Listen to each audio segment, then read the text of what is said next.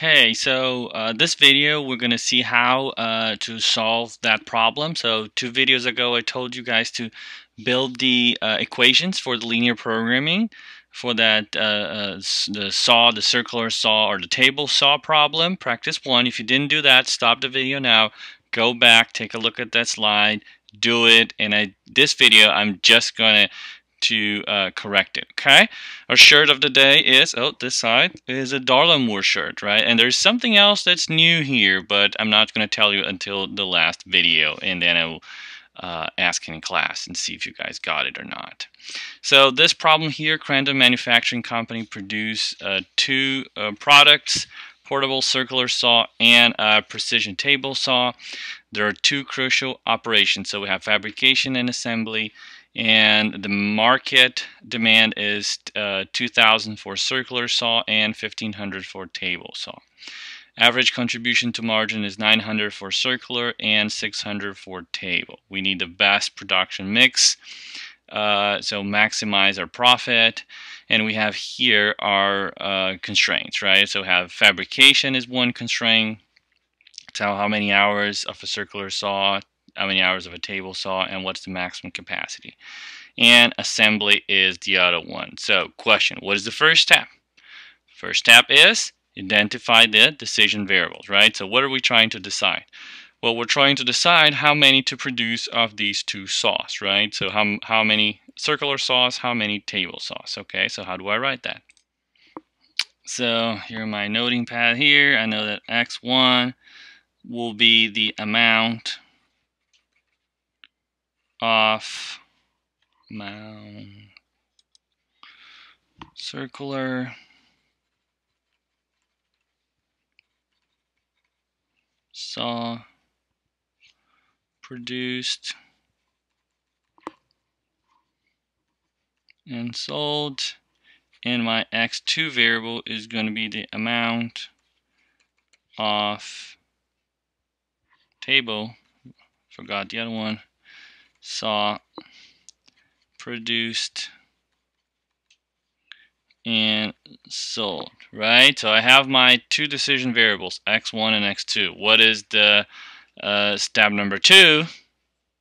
Write the objective function. Okay, so going back to the problem there, tell us that the contribution to margins here. So for every circular saw is 900, for every table saw it is 600, right? So it is maximize or minimize? Maximize, right? Oh, that's not, this is what I'm supposed to do. So maximize x1 times 900, right? So 900 x1, because it's a profit is 900 for the circular saw, plus 600 times x2, and that's what I need to do, right?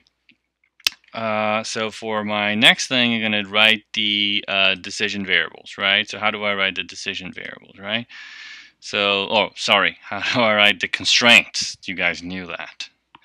So subject to, right, and my constraint. So going back to the problem, I have 1 constraint for fabrication and 1 constraint to assembly, right? So and I see if I can if I have more or not. So fabrication is 2 hours of circular saw and 1 hour of table saw have to be lower than 4,000, right? So let's write that down. So 2x1, because that's the amount of circular saw, plus 1x2, because that's the amount of table saw, have to be equal lower than 4,000. Was that it? Yes, 4,000. Okay, so that's a fabrication constraint. The next constraint here is for table. It's 5,000, right? Oops, that's not it.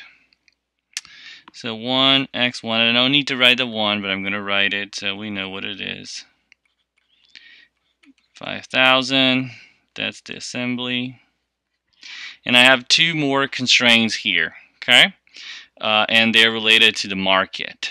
So, and the problem tells us there that it is top 2000 for circular and top 1500 for table. Okay, so I need to put these as two additional constraints. So x1 have to be lower or equal than 2000, and x2 have to be lower or equal than 500, right? And these two are market constraints. Okay, does that make sense? Last but not least is that x1 and x2 have to be greater or equal than 0, and that's the non-negative constraint, right? And here we have our formulas for our linear programming model, right? Decision variables, objective function, and our constraints. So we're going to need those for our next problem. And I hope you guys did it right. If you have any question, just ask me during the class time, or just send me an email, and I can do it again during class time if you guys want me to.